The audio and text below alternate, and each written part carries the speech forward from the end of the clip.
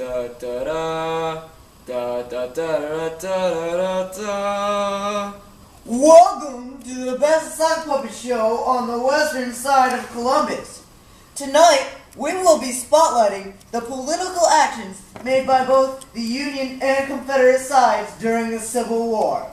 This is an interesting era in American history because there are no budding opinions in Congress.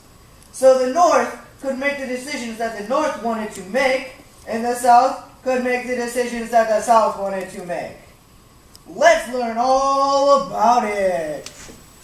The Morrill Act was signed into law by President Abraham Lincoln on July 2, 1862.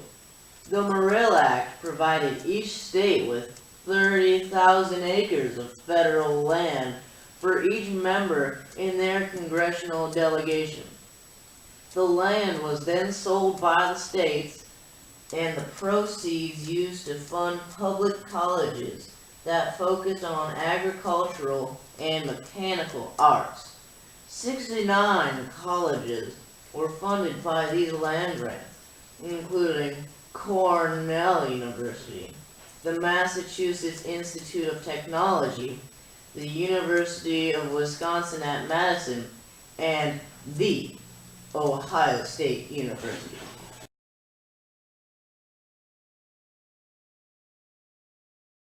Hey, I wish I could get an education, but everything's so expensive.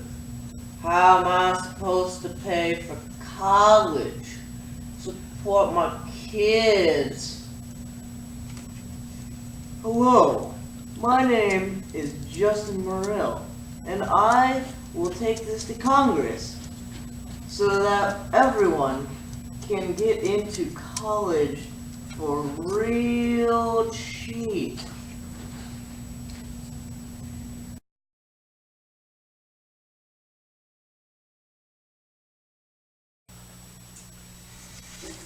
President Abraham Lincoln suspends the writ of habeas corpus during the Civil War.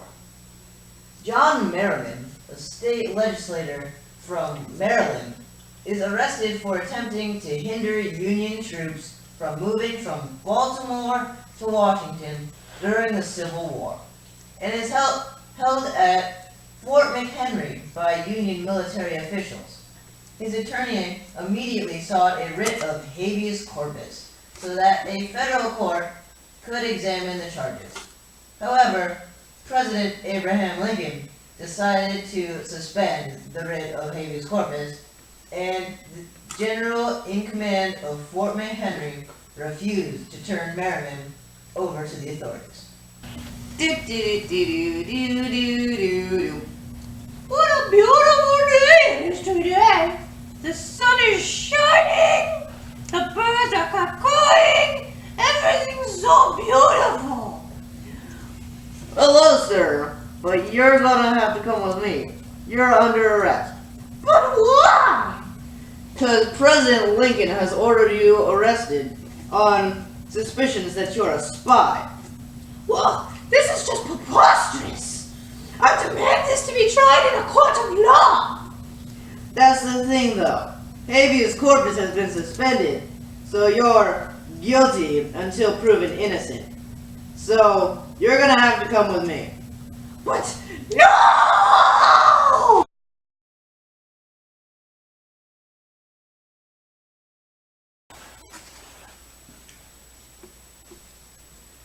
In 1862, the U.S. Congress passed the Legal Tender Act, authorizing the use of paper notes to pay the government bills. This ended the long-standing policy of using only gold and silver in transactions. It allowed the government to finance the enormously costly Civil War long after its gold and silver reserves were depleted. That these paper notes, called greenbacks, worked much better than expected. The government was able to pay its bills, and by increasing the money in circulation, the wheels of the northern commerce was greased. Hey, buddy! Because of the Legal Tender Act, I'm gonna have to take this gold and silver and exchange it for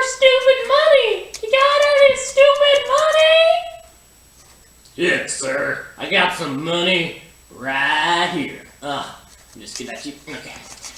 Thanks, sir. I really appreciate it. It's gonna help me a lot. Bye. Hey, did you hear about that National Banking Act that Congress wants to sign? Yeah, I heard about it. Seems pretty cool. Too bad the South always shoots all our national bank ideas down. Well, you know, South's not a part of our little union no more, so they can't tell us what to do. Oh, you're right. We'll be able to have national banks and normalize the transfer of money in the U.S. Create an active secondary market for Treasury secretaries to help finance the Civil War. It might even give the border states another reason to join the Union, because it promises a stable economy. Yeah, you're right. This is pretty awesome, isn't it? During the Civil War, the U.S. Congress passes a Conscription Act that produces the first wartime draft of U.S. citizens in American history.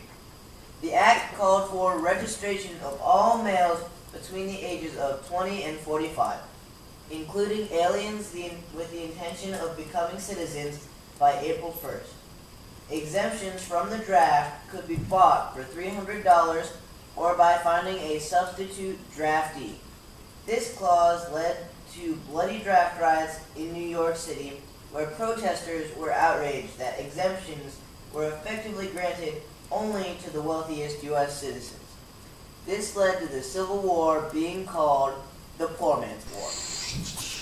I wonder where the mailman might be. I want my mail. Hello, sir. Got your mail for you. Oh, thank you. I love me some mail. I wonder what it says, Mr. Mailman. Well, I don't know, sir. Maybe you should read it and find out. Okay. My letter says, you have been selected to join the Union Army and fight against the rebels. What? I will not fight. This is preposterous. I am a rich man, and I do not deserve to fight. Why, Mr. Mailman, must I go fight? Let me get out of this. How do I get out of this? Well, sir, you have to go and pay $300 to the government or find somebody to replace you. Otherwise, you have to go fight. Well, I will not fight. I will go and find somebody to fight for me. See.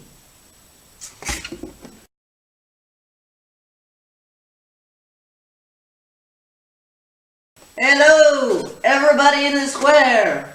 I will pay you to go fight in the war for me. You will not only receive the money that the government pays you, but I will pay you as well. Handsomely, I may add. How handsomely? Real handsomely. I will pay you lots of money to go fight in this war. I'm in. I need to support my children. My little children gonna die if I don't give them some food, and I don't have enough money to give them food. Well, looks like we have a deal. Hey y'all, I'm Jefferson Davis, and I'm here to tell you that we need soldiers, not to go attack the North, the United States, but to protect ourselves from the United States, because they have a large and formidable army. So I will be instituting the Conscription Act, which will allow the Confederate States of America to draft citizens. Thank you. This is Jefferson Davis, and I approve this message. Hi, I'm Jefferson Davis, and I am approving this message. We are in dire need of soldiers. The North is overrunning us with power. They are willing to fight, but we need to be willing to risk something as well to keep everything we have worked so hard for. So the Confederate Army is now allowing you to sign your African American slaves up to join the militia. What? I don't want to fight for the Confederate Army because I do not trust Southern white men. And we will not get paid for our services. Our masters will get paid for our services. Yeah, like he said.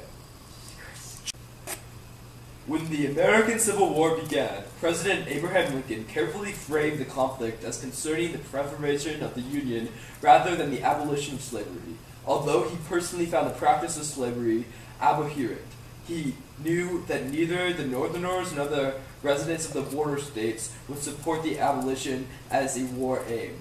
But by mid-1862, as thousands of slaves fled to join the invading Northern armies, Lincoln was convinced that the abolition had become a sound military strategy, as well as a morally correct path. On September 22nd, soon after the Union victory at Antietam, he used a preliminary Emancipation Proclamation declaring that as of January 1st, 1863, all slaves in the rebellious states shall be thenceforth and forever free.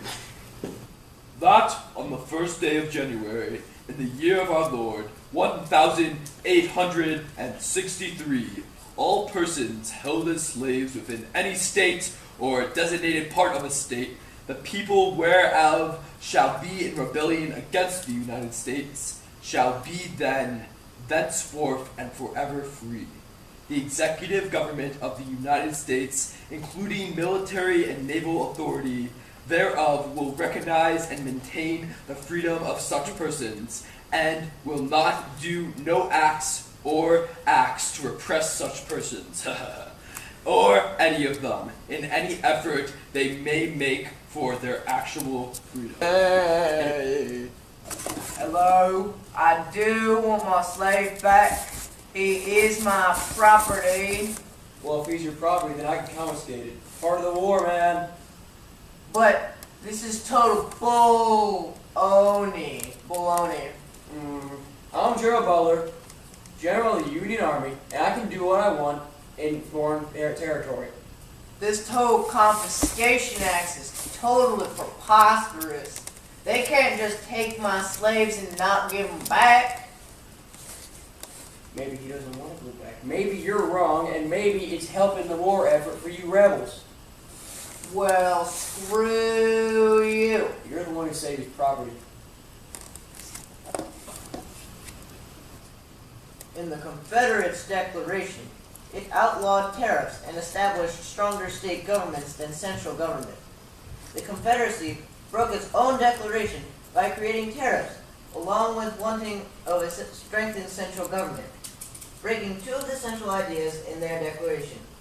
This showed the dissent among the ranks as early as at the very beginning of the Confederacy.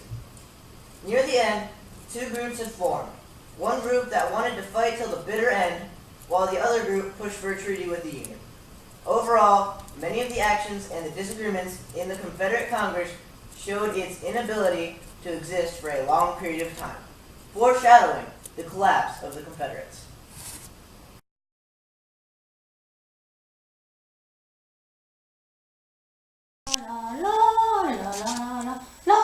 Okay, you start. Start whenever you want. Start when you want. I pressed it. Oh, sorry.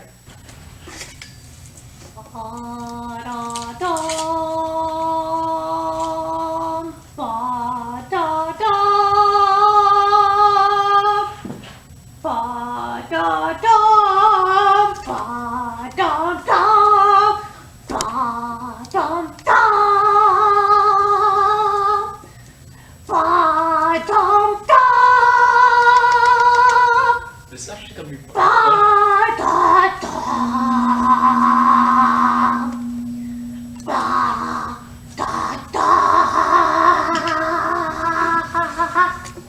Here's something crack. Na na na na na na na na. Hey hey hey, good na na na na na na na. Hey, hey, hey. Goodbye.